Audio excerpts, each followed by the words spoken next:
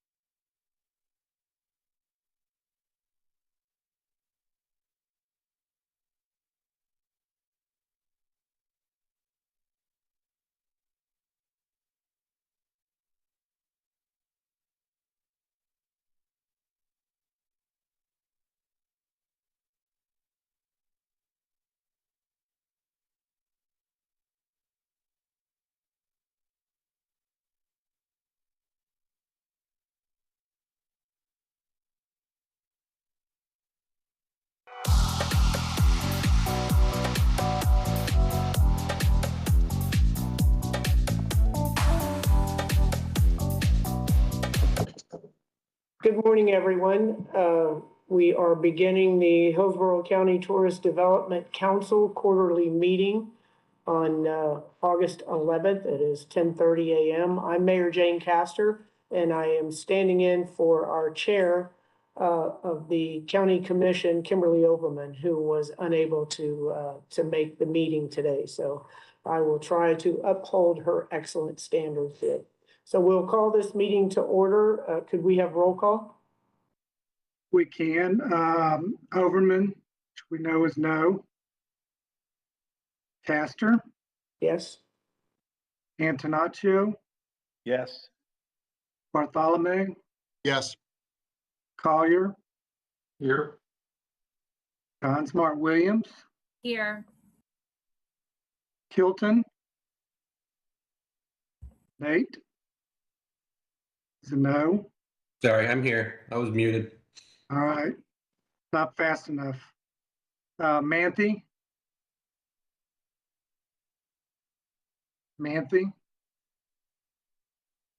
no. Morrison, I do think Bob might join us. He's traveling, but he said he was going to try and hook in, but for now, he is a no. Placencia Here. and Ross. Oh, I'm reminded, Mayor Ross told me that he was going to be attending a Florida League of Cities meeting of some sort and would not be able to make it, so he extended his regrets to not making the meeting. And Mayor Castor, that's roll call. Of course, we are virtual, so just a reminder that we can't take any votes. So our infamous meetings backlog will continue, but we will get there on November. Eventually. But anyway, turn it back over to you. All right, thank you. Now we can approve the minutes. We can't vote in any way. But we can't vote in any way. All right, well, hopefully everyone has reviewed the minutes and they are etched in your memory. So when we can vote on them somewhere down the line, you will have remembered an entire 2 years of meeting minutes. All right, Exactly. comment?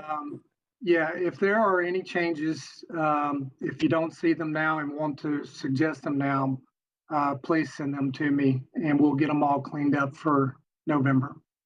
Excellent. All right. Any public comment? All right, hearing none, then we will welcome our new board member, Andrea Gunsmart Williams. As everybody knows, she is the 5th generation owner of the oldest restaurant, and we would all argue the best in the state of Florida, the Columbia. So welcome, welcome, welcome. You do have the ability to phone not a friend, but your father, as you are standing into his steed here and his excellent service to the board. So we want to welcome you. And do you want to say a few words? Yes, absolutely. I want to thank you all for supporting me. I feel quite honored to be filling my father's position, and I look forward to giving back to the community. This council is so important to our community. Tourism is so important. So I just look forward to hopefully having a long tenure on the council as well. Thank you. Good. We're glad to have your voice. Welcome. Council. Yes. All right. So Ron, can we get the administrative report? We can. James, if you can bring up the first part of the presentation with the financials.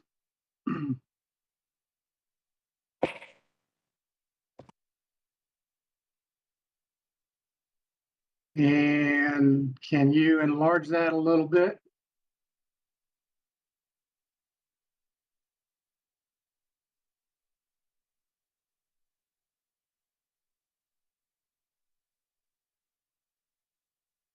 Thank you. Is that a little bit better for everybody?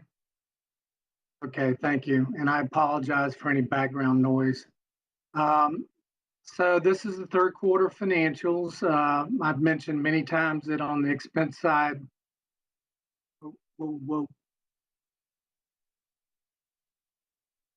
and we go back to the top of that a little bit.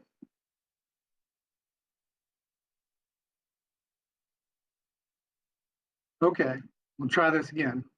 So this is the third quarter financials. So you'll see the collections for the TDT for the 3 cent.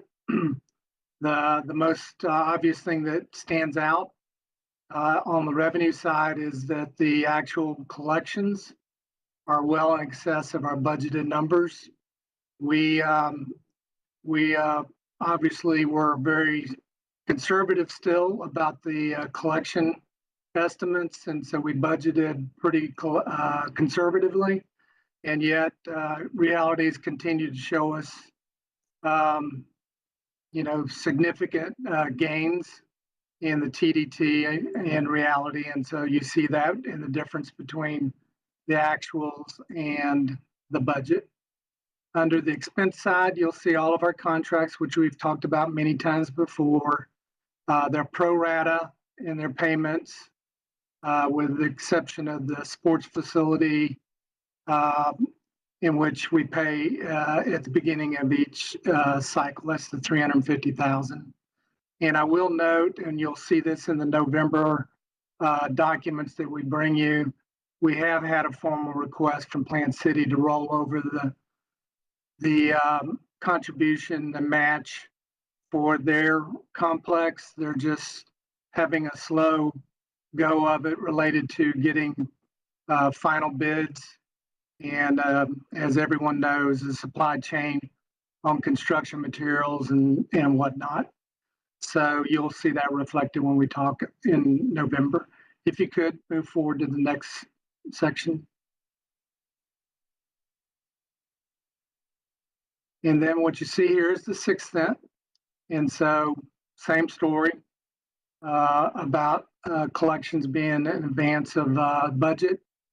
And the same thing down here, the payments on Visit Tampa Bay are pro rata. And of course, on the Tampa Convention Center, where we match funds with the city of Tampa for improvements to the convention center, those have already been paid out. And then we've mentioned before, but we've listed the contractual obligations because there's still ongoing projects related to the cultural facilities. If you could move forward to the next. Here you'll see the 3 cent collection. And so we continue to astound everybody, including myself, about the collections year over year. And so you can see the June collections and at the 40+% mark over last year, which I want to make sure everyone knows last year's at this time was a normalized number. It was not impacted by COVID. So 40% over that from last year is pretty astounding. I will say, and this is not shown in your numbers, we did receive the July numbers, and they're a paltry normal 15% over last year's July number. So who thought we'd see disappointment in a 15% overage? But that's, anyway, we continue to astound and perform, and Joe Lynn's with us today to talk about Visit Tampa Bay's efforts to make those things happen. If you could move to the next slide. Just, if you can center it a little bit. Yes, thank you. There we go. Just for illustration, this is a 6 cent. So I've started to show it separately so you could see the 6 cent. Your percentages are going to be no different, but at least it shows you the dollar amounts associated with that. So you can see that we collected, about 5 million and then 6.1. And then you can see where we are now currently with still 3 months to go. It's pretty astounding in terms of the collection. Next, please. And then this is just the total of the 6 cents. So you can just see, if you want to look across the bottom numbers, and you can see the total collections of all 6 sent, 1 through 6, and see the total numbers and then where we are today.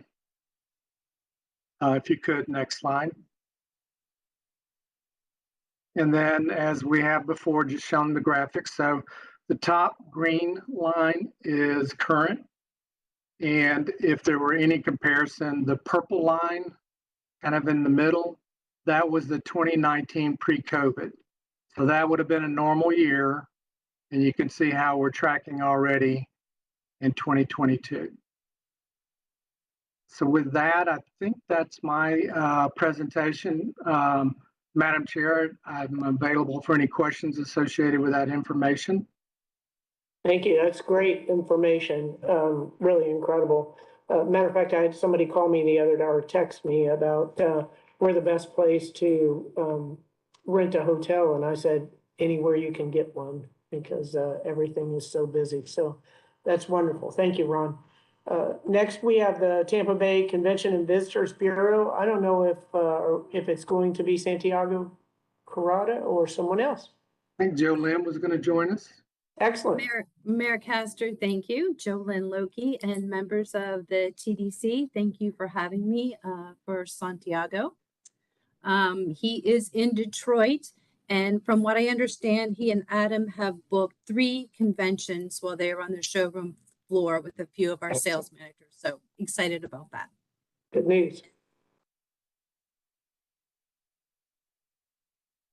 So we can go to the next slide.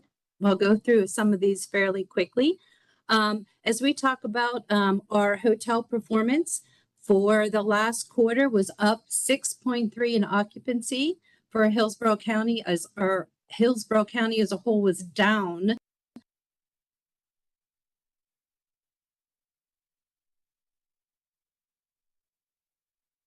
Good here is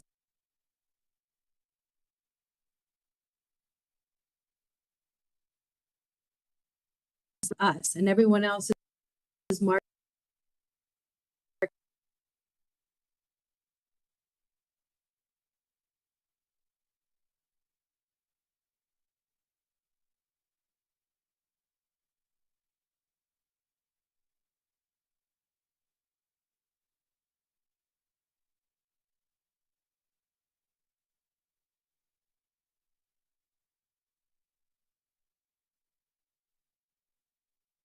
Next slide, RevPAR and revenue are growing even greater. So I keep hearing the words of Mr. Placencia from a decade ago about that our rates were low. So we're slowly getting there. Next slide. And again, revenue, you know, it was not too long ago that we were trying to get to 600,000 for that 6 cent for the year. And here we are at almost 300 million for just a quarter. Next slide. So downtown, even though we were only up slightly, downtown knocked it out of the park. And that's highly due to the conventions being back and attendance for conventions being back. We had SoftBank and ETS, which helped those numbers. And again, revenue 80% in downtown over last year. Next slide, please. East Tampa, again, slightly down. So they mirror the county as a whole and the state. But again, still their revenue is up 14.8%. Next slide. Up north, where again, the same thing, slightly down for the quarter in occupancy, but RevPAR and revenue continue to be higher for the quarter. Next slide, please. And West Shore, they were slightly up in occupancy, not as much as downtown, but their revenue up half as much as downtown at 35%. So next slide for our competitive set. Next slide, thank you. So we were at the top of this for a long time. And again, now our competitive set is catching up with us. And what I would like to note here is that Austin has a budget very similar to ours. Orlando's budget over 4 times our budget at 72 million, Nashville at 48 million, and then Fort Lauderdale, who we're just ahead of in occupancy, has a budget of 38 million.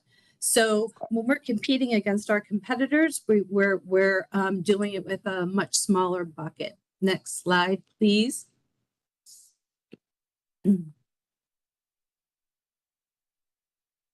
So ADR, again, we're behind the same Fort Lauderdale, Nashville, Austin. On ADR, it'll be a while, I think, before we catch up to Fort Lauderdale and the Keys and some of our friends in the South. Next slide. RevPAR, same thing. We're just behind Orlando. Next slide, please. And then taxable revenue for the quarter. Again, 306 million for quarter 3. Collections, next slide. And then this shows where we are year to date. So 749 million year to date in hotel taxable revenue. And you'll see the blue slide is 2001, and we won't talk about the black line on that slide. Next, please.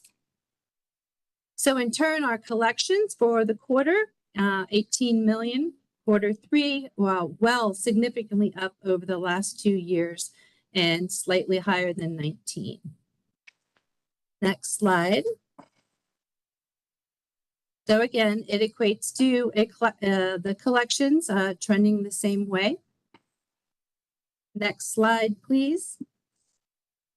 So we stuck this slide in here to show where we were to date in July with STR numbers. And although it shows through the 23rd, since we sent this in, we got the entire month, and it fares not quite as bad, where it's 6.3 less in occupancy. However, revenue was just 0.3% down from the July over last year.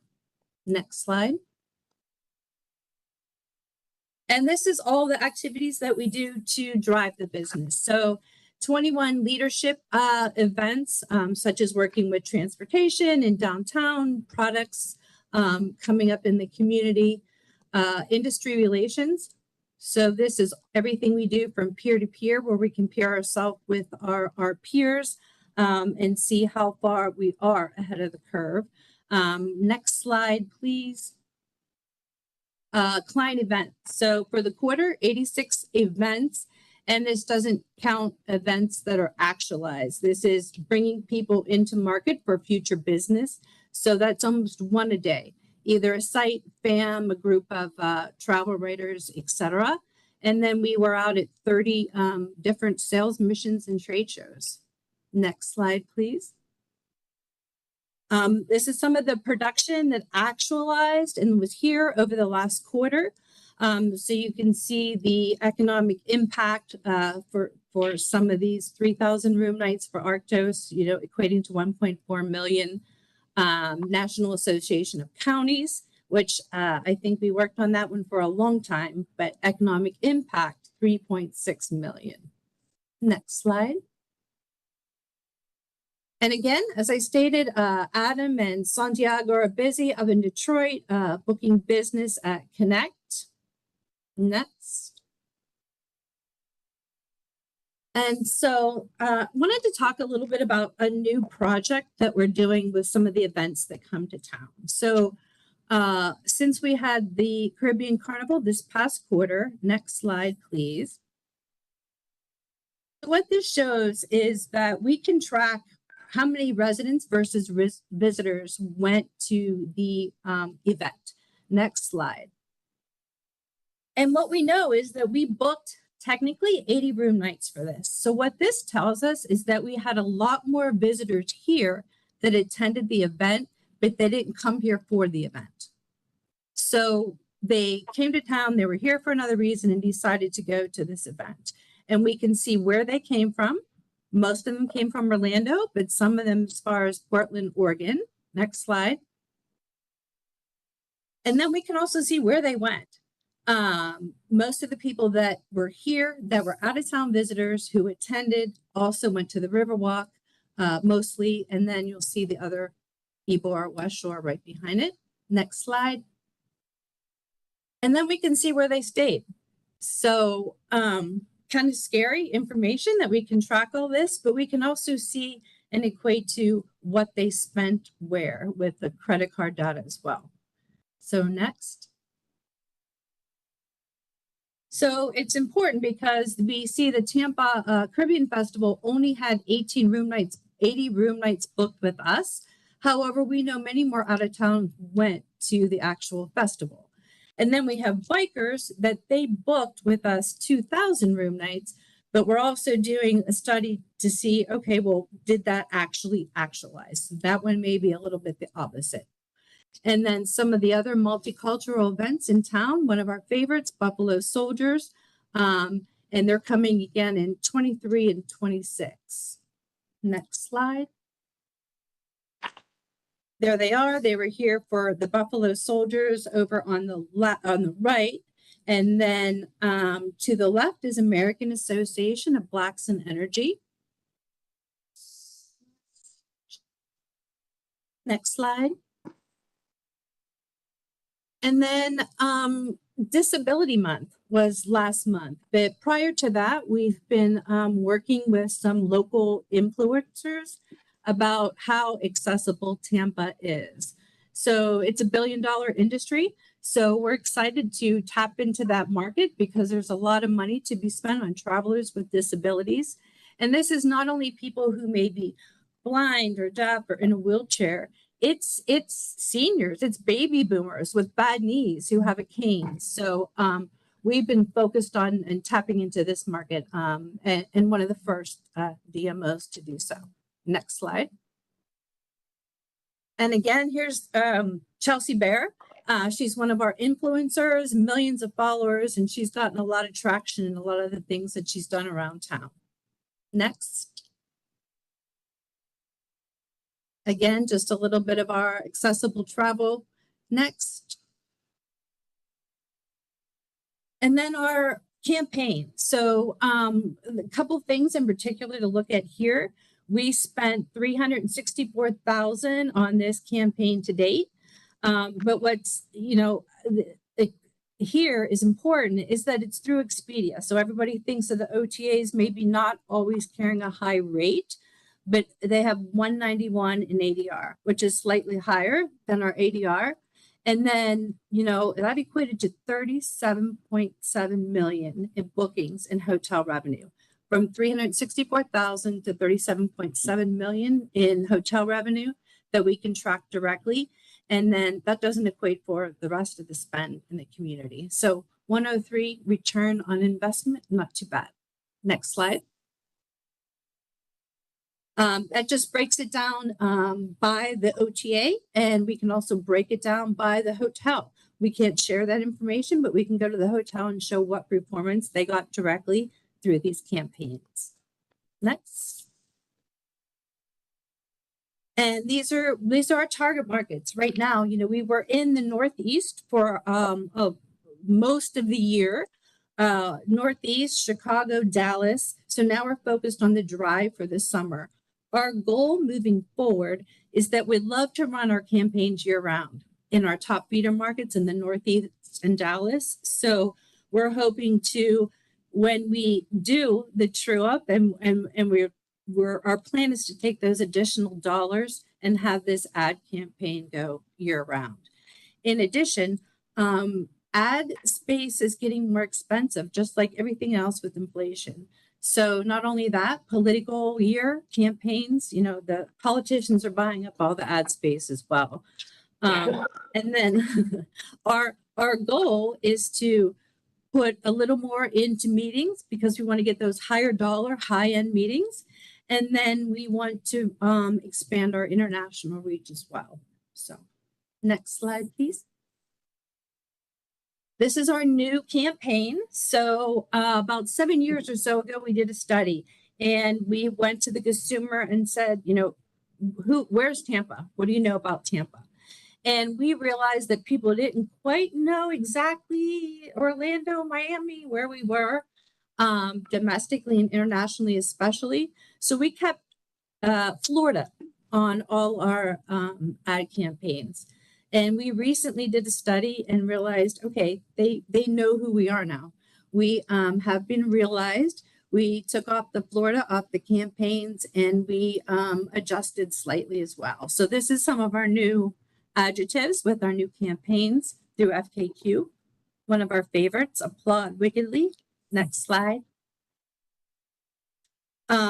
Same campaigns on our Carver ties. So right now they're in the feeder markets in Florida Drive Market. And again, something we'd like to do all year round in all our markets. Next slide. And then here is our new video with the new creative.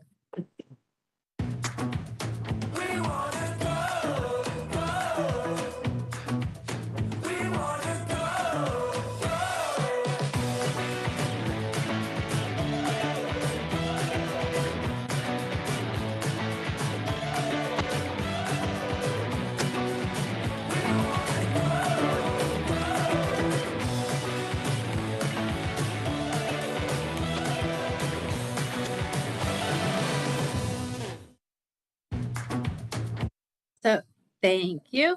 And as you all know, we had Michelin here in town. We worked really hard with our friends in Orlando to get them here.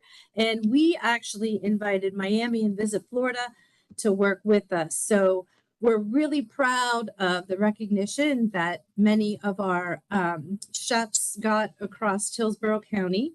Although we didn't get any stars, they're going to be in market for 2 more years. So we got lots of recommendation, which was still very helpful. And we are crossing our fingers that the next couple of years we'll realize some stars as well. Next. And then this is one of our newest initiatives. We have a 30-second spot on every single Copa flight coming in domestically into the US. So this will run for the next month, 2 months actually, and the reach will be almost 6 million people. So we figured we'd capture the people that are already coming over here, and then if they don't come here on this trip, we'll get them on the next trip. Next slide, please. We also were over in IPW this past quarter. There was almost 2,000 buyers from 60 different countries plus several media. So our folks, we had a booth that looked amazing. We got a lot of attention. We had 240 appointments in 2 days. So very good show for us. Realized a lot of future business. Next slide, please. And Film Tampa Bay, just thought we'd, they're tracking like we are. The actual permits that they're processing over the quarter was down, but the money that the producers making the commercial or the TV shows spent, the spend was actually up for production, 27%. And the next slide shows a few of the things that realized: Bar Rescue, 90 Day Fiance. And then there's a new one, Meet My Abuela, which we did in partnership with Film Tampa Bay, as well as Visit Florida. So that'll be a little short 15-minute spot, series of 8, about Abuela, who's being introduced to the granddaughter's new boyfriends. So interesting little spots there. So we'll see what kind of traction that gets. And Tampa showed very well, by the way. Is very well done. We ensured that we showed well. So next slide. Then that's it. Anybody, any questions? I know I had some big shoes to fill with Santiago, and I'm not quite as dynamic, but I can probably answer most of your questions if there are any. Thank you. Any questions? Your hair's almost as long as his. Right. Not as thick, Ron, not as thick. A little darker too. That's for sure. That's for sure. Well, thank you. That was an outstanding report. Thank you, Jolynn. Very, Thank very you, Mayor. Thank you. All right, now I think we have my good friend Rob Higgins from the Tampa Bay Sports Commission to give us a report. Rob? Thanks so much, Mayor. And as always, I want to thank the entire council for your continued support. We couldn't do what we do without it. And also wanted to welcome my longtime friend, Andrea Gonsmar-Williams, to the council. What a phenomenal addition to the group. So thank you again to everybody. I'll be quick as I go through this presentation. I think actually we were supposed to present last meeting, but it was pretty full. So this is through Q2 of the fiscal year. I want to start with the SEC men's basketball tournament on the next slide. You can actually hit the next slide as well. That was our second time hosting. We had 13 games across 4 different days, 100,000 people in attendance. It did over 23,000 hotel visitor room nights. And speaking of those room nights, to give you an idea of just how impactful it was, from a downtown standpoint, occupancy was up 96% compared to the year prior. Rate was up 106%. And then countywide, in terms of occupancy, we're up 26%. Rate was up 74%. Demand was up 31%. And then I think the most impressive number is the overall county revenue for those 5 days compared to the year prior was up over $12.5 million. So certainly a great event for our community. We're continuing to work with our longtime friends at the SEC to see what could be potentially next for us in working with them. And then next week, if you go to the next slide, we're fortunate to host the 2022 U.S. Gymnastics National Championship. We've got a quick video to preview exactly what you can expect there.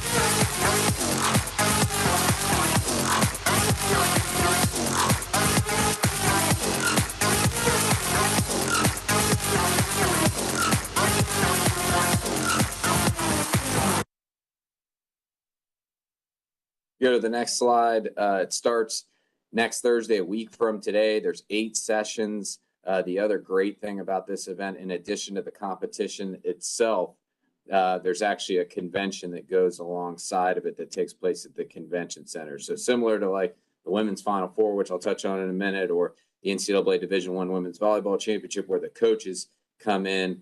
Here we've got both the best of both worlds, a convention and a competition, and it's televised on NBC. It's the first time the event has been to this part of the country since 2004. So we're looking forward to a great week there. Next slide. We're officially on the clock for the NCAA Men's Frozen Four. That'll be our 3rd time hosting. If you go to the next slide, it's April 6th and 8th at Amalie Arena. I can tell you, having been in Boston at this year's event, all the college hockey fans are really excited to get down to Florida, having not been down here since 2016. We're already meeting with the NCAA, getting ready for the event. We've got a site visit coming up this fall with them as well. And it's obviously one we can't wait to host yet again.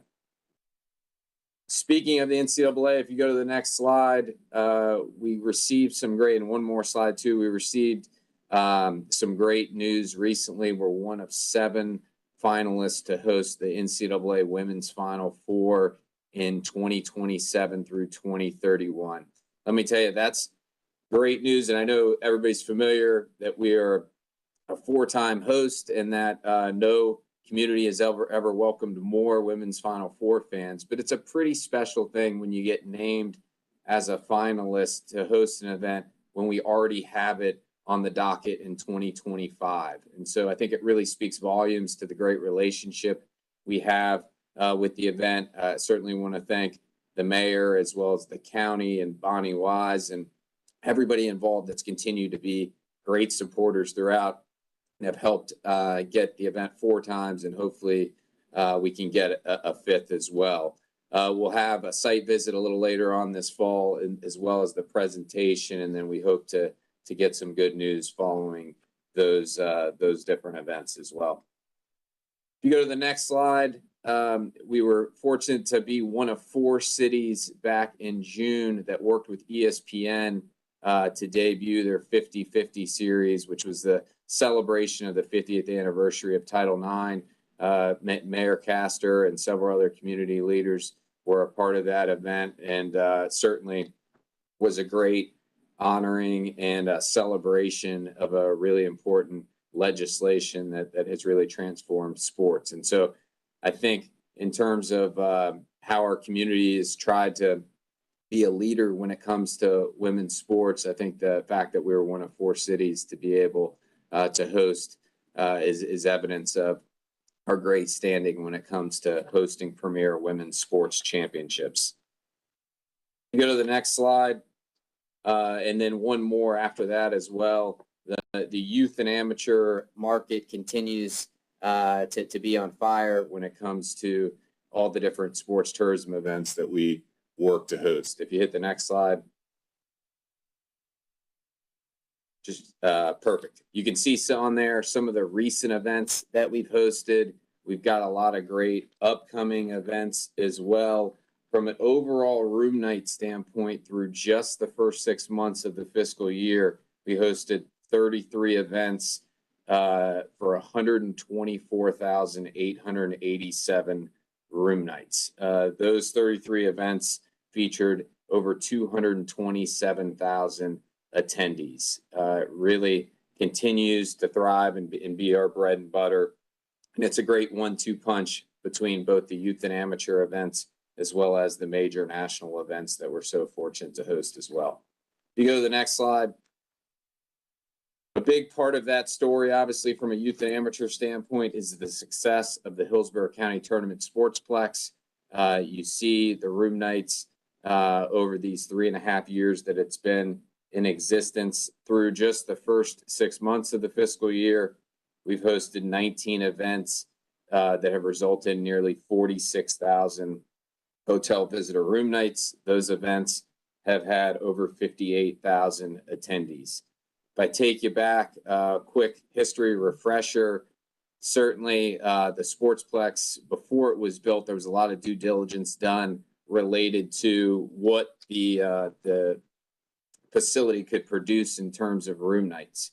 And the third-party consultant at that time, again, before it was built, projected that through 3.5 years of its existence, it would do around 88,000 hotel visitor room nights. And I'm pleased to report, after 3.5 years of existence, it's actually surpassed the 100,000 room nights generated against that projection, which is more than 13% increase over the projection.